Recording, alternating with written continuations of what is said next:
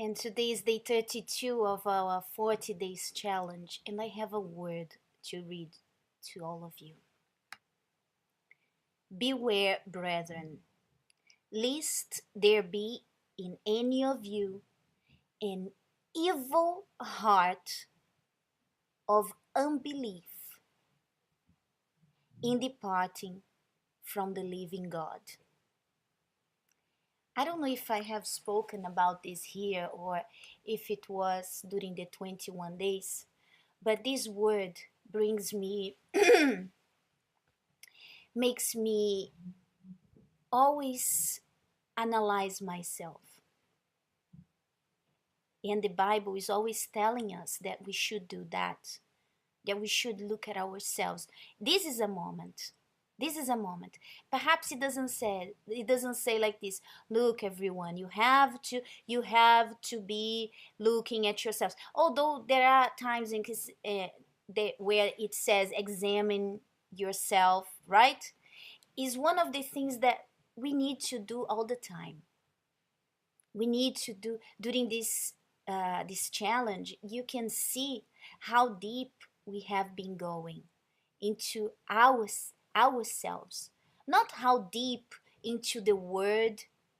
It's not how deep into other people's lives, how deep we have been going inside ourselves.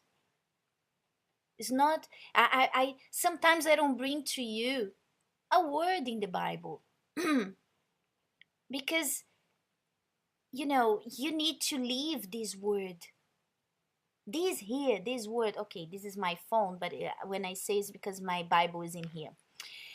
This word has to be inside of us, not only on the paper. It has to be something that we live by. And to read this, beware,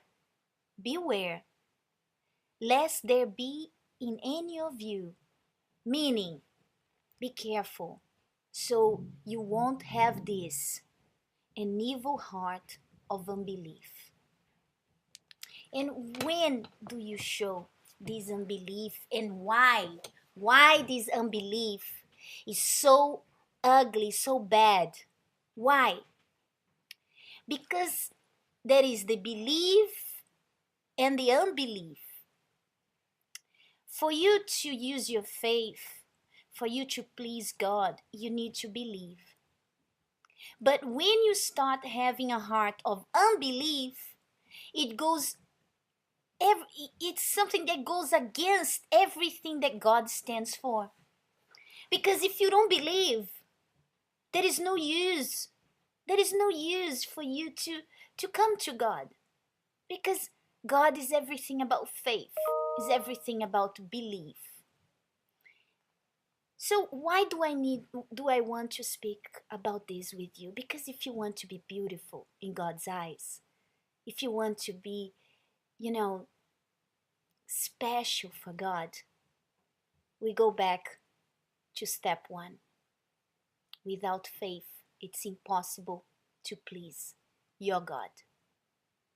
Without believing, it's impossible to believe in God. And again, I'll speak about something, I'll stress something to you. Don't trust in what you say. Because you are going to say, Nanda, I believe in God. What are you saying? I believe in God. Don't trust in what you say. I've noticed this with myself. Because the thing that really shows what you are, who you are, what you believe, it's what you do. So if you do something but you say something else, what is the thing that has weight? Is what you do, is not what you say.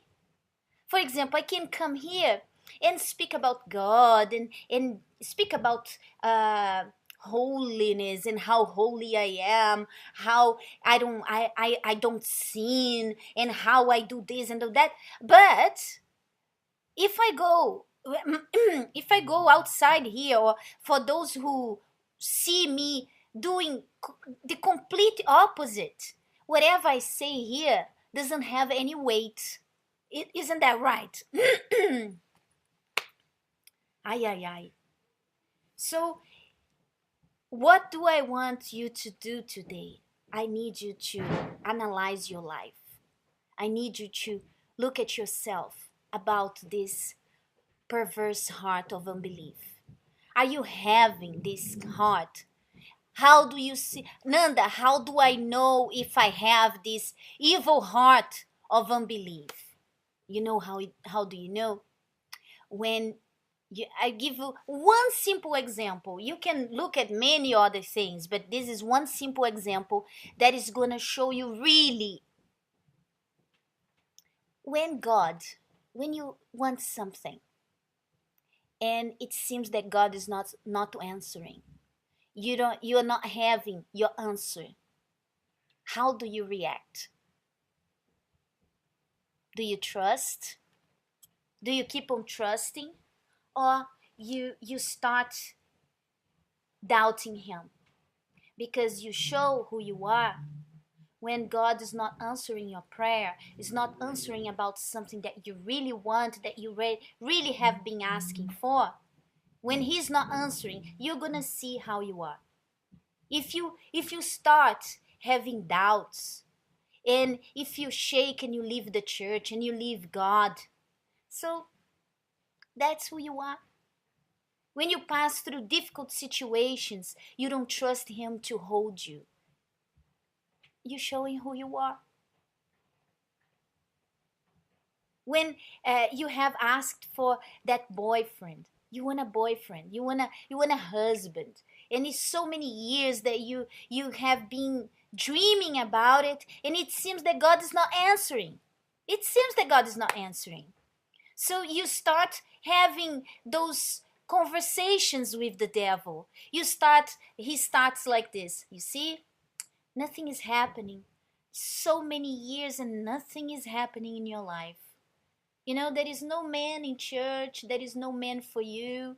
There is no one. You're gonna be alone. And then you do like this. Indeed, nothing is happening. Look, the conversation. Conversation with him, with the evil one, you start. But if you, when these thoughts come in your mind, if you immediately do like this, no way, I'm not going to accept this. No way, I'm going to accept these thoughts. And you know what? You even tell him like this. I don't care. I believe my God. And even if I die without even kissing anyone, I will die happy because I died in the arms of my Lord. Do you have this faith? Do you have this faith to say something like this? Because this shows who you believe, in whom you believe. When we don't see results, not results, because our faith wants results. It's not results. When sometimes things delay because we don't know the time. The time of God is completely different. And sometimes we want something that is not good and God is not going to give. But then you don't realize this. And then you start having those conversations.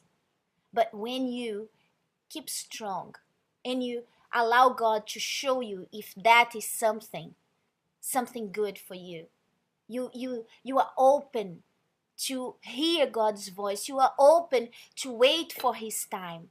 Because, I see many single women complaining about this. I see many single women thinking, oh, God is not answering, starting to have these conversations with the devil. Because they don't act their faith. They only see the time. They don't see like this. Thank God I'm not, kissing every guy there. Because if you never kissed anyone, if you never had a boyfriend, you know what? You don't know what is the pain of a heart broken. You don't know what's the pain of being betrayed. You don't know. And you think that the pain you are having there because you feel lonely, because you allow yourself to start feeling lonely. You feel anxious because you allow the anxiousness to come into your life. But those, there is no comparison. And you can ask women around you, how is it? How is the pain of being betrayed? The person feels like garbage, like she has no value. It's better not to have anyone. It's better not to have anyone than start kissing everyone. It's better to wait long time for the right person. It's much better to trust in God, because perhaps you are not even ready to receive the right person. You still have loads of work in you. Because if God gives you a man of God, you are going to destroy everything. And you can't have it. Not now. You need to change first, and God sees that. But sometimes you don't see it. You don't see it, and you start doubting. You start doubting God. You start having this evil heart of unbelief. And this has no beauty to our God.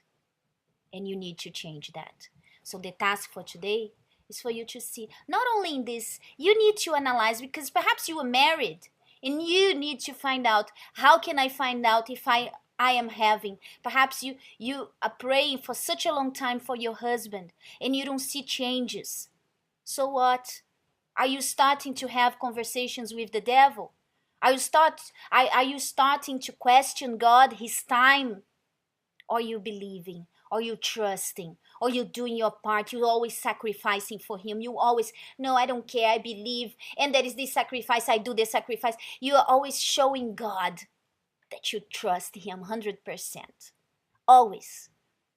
And always calling his attention to you. This is beautiful. Ah, this is beautiful. This is beautiful. Take away from you this evil heart of unbelief. That's your task, not for today, forever. See you tomorrow. Bye-bye.